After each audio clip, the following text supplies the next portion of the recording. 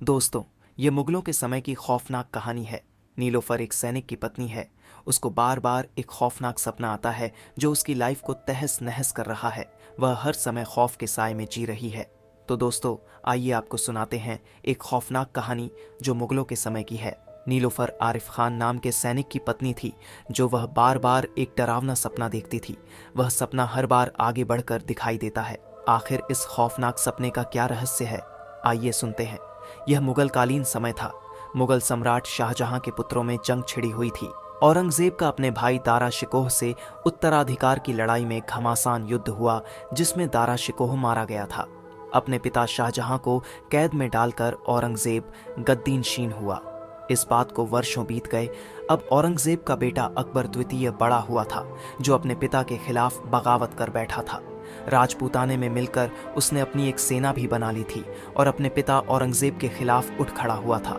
आखिरकार उसे छिटपुट लड़ाई में हारना पड़ा और वह वहां से भाग गया।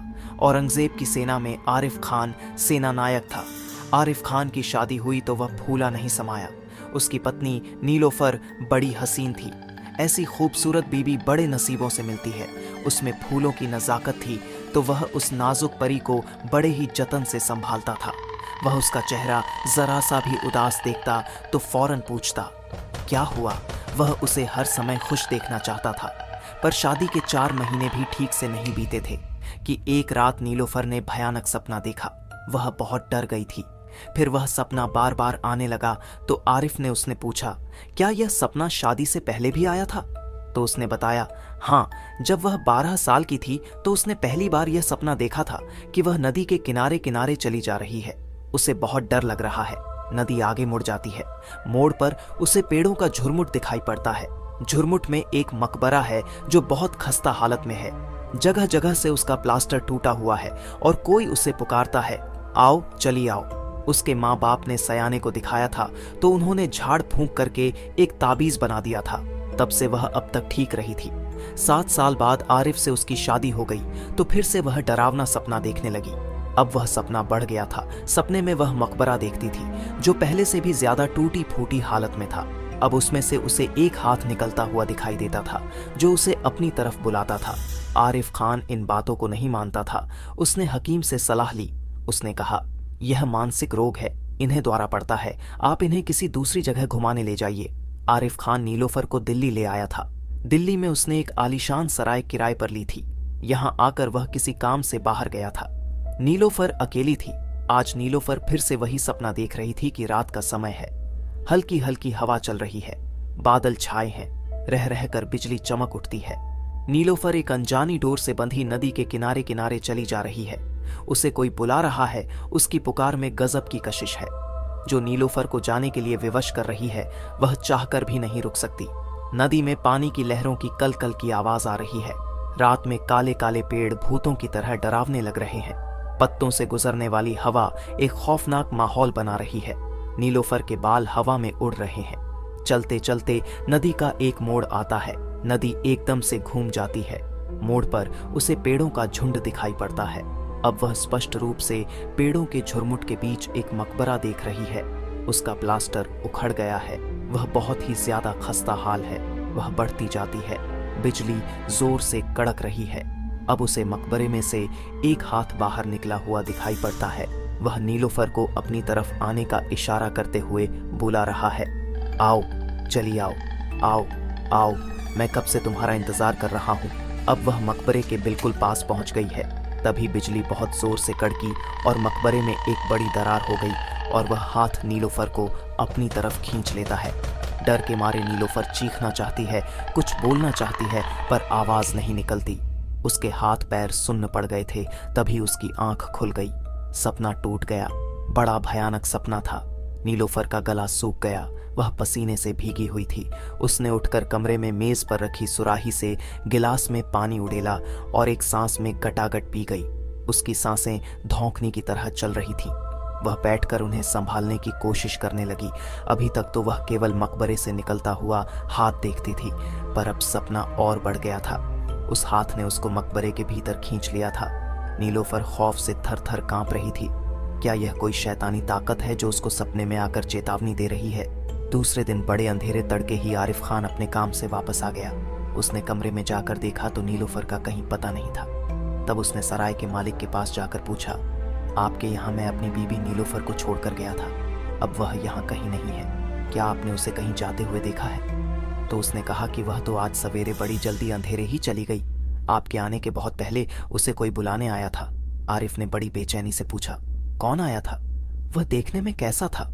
सराय के मालिक ने जवाब दिया, वह फौजी लिबास में था। वह लंबे कद का हट्टा कट्टा तंदुरुस्त जवान आदमी था। वह गोरे रंग का और सुंदर था। उसके चेहरे पर शायद चोट लगी थी, चेहरे से खून बह रहा था। यह सुनकर आरिफ ताज्जुब से हक्का बक्का रह गया। वह बेचैनी से बोला, ऐसा कैसे हो सकता है? नीलोफर तो यहाँ किसी को जानती ही नहीं है, मैं उसे अच्छी तरीके से जानता हूँ। सराय के मालिक ने कहा, यकीन कीजिए, मैं सच कह रहा हूँ। आरिफ ने बड़ी बेचैनी से पूछा, फिर उसके आगे बताइए, फिर क्या हुआ? सराय के मालिक ने कहा, उसने आते ही मुझसे नीलोफर को बुलाने के लिए कहा। मुझे बड़ा अजीब सा लगा, मैंने उसे मना कर दिया। उसने जोर देकर कहा, आप नीलोफर को बुलाइए तो सही। तब तक नीलोफर खुद ही जीने से उतरती चली आई और नीलोफर उसके साथ चली गई। मैंने आपकी बीबी को उसके साथ जाने से मना भी किया, लेकिन वह नहीं मानी। उन्होंने कहा, नहीं, मुझे इनके साथ जाना है। तो मैंने सोचा ये कोई उनका जान पहचान का ही होगा। आरिफ खान बड़े चक्कर में पड़ गया। नीलोफर ने तो आज तक उसे ऐसे किसी परिचित की बात नहीं बताई थी। उसने सराय के मालिक से पूछा, वह किस तरफ गई थी? उस तरफ। सराय के मालिक ने दक्षिण दिशा की तरफ इशारा किया। आरिफ उस दिशा की तरफ आगे बढ़ता हुआ चल पड़ा। उसका दिल रो रहा था, वह बहुत बेचैन था। उसे लग रहा था कि उसकी दुनिया ही लुट गई है। पागलों की तरह वह ध्यान से चारों तरफ देखता हुआ आगे बढ़ता गया तो सराय से काफी दूर चलने के बाद यमुना नदी के किनारे पहुंच गया। अचानक वह चौंक पड़ा। वहां रेत पर उसे उसके पैरों के ताजे ताजे निशान भी मिले। वह किसी अनहोनी के डर से कांप उठा। वह उन्हीं पैरों के निशानों के पीछे पीछे चलता रहा। चलते चलते उसे बहुत देर हो गई। तभी एक जगह पर नदी का मोड़ आया। वहां पेड़ों का एक झुरमुट था। अब आरिफ चौंक पड़ा। ऐसा ही तो नीलोफर बताती थी। अब आरिफ का दिल जोर जोर से धड़कने लगा। यही तो सपना नीलोफर देखती थी। झुरमुट में एक मकबरा था। मकबरे की हालत बहुत खराब थी, उसका प्लास्टर उखड़ चुका था। वहीं तक नीलोफर के पैरों के निशान थे, बस उसके बाद नहीं थे। वहीं तक आकर खत्म हो गए थे। आरिफ खां किसी अनहोनी की आशंका से कांप उठा। अब आरिफ फिर से चौंक पड़ा। उसको ध्यान आया कि नीलोफर किसी के साथ आई थी, लेकिन यहाँ रेत पर पैरों के निशान केवल नीलोफर के ही थे। वह जिसके साथ आई थी उसके पैरों के निशान क्यों नहीं थे? क्या वह जिंदा इंसान नहीं था? वह नीलोफर को जोर जोर से पुकारने लगा, पर नीलोफर का कहीं पता नहीं चला। वह उस मकबरे के पास गया और उसे ध्यान से देखा। उस पर लिखावट में खुदा हुआ था, दारा शिकोह और औरंगजेब के बीच हुई उत्तराधिकार की लड़ाई में मारा गया दारा शिकोह का अजीज दोस्त ज़ैनब खान बनकर ताकत। उसी दिन उसकी शादी बला की खूबसूरत उसकी महबूबा फिरदौस के साथ हुई थी। नीलोफर का कुछ पता नहीं चला। वह ढूंढते ढूंढते फिर वापस आ गया और उसने अपना पूरा तंत्र नीलोफर को ढूंढने के लिए लगा दिया। अचानक उसे कला प्रदर्शनी की याद आई, जहां अक्सर नीलोफर जाया करती थी।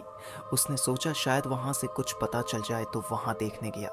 अब उसे याद आया कि पिछले तो एक बार जब वह यहाँ आई थी तब वह एक चित्र के सामने खड़ी हो जाती थी और टकटकी लगाकर उसको देखती रहती थी। जब वह और सब चित्र देखकर आता था तो उसे वहीं रोके पाता था। उसने नीलोफर को टोका भी था, कब तक यह चित्र देखती रहोगी, चलो घर चलो। एक बार उसने चित्र को सरसरी नजर से देखा भी था।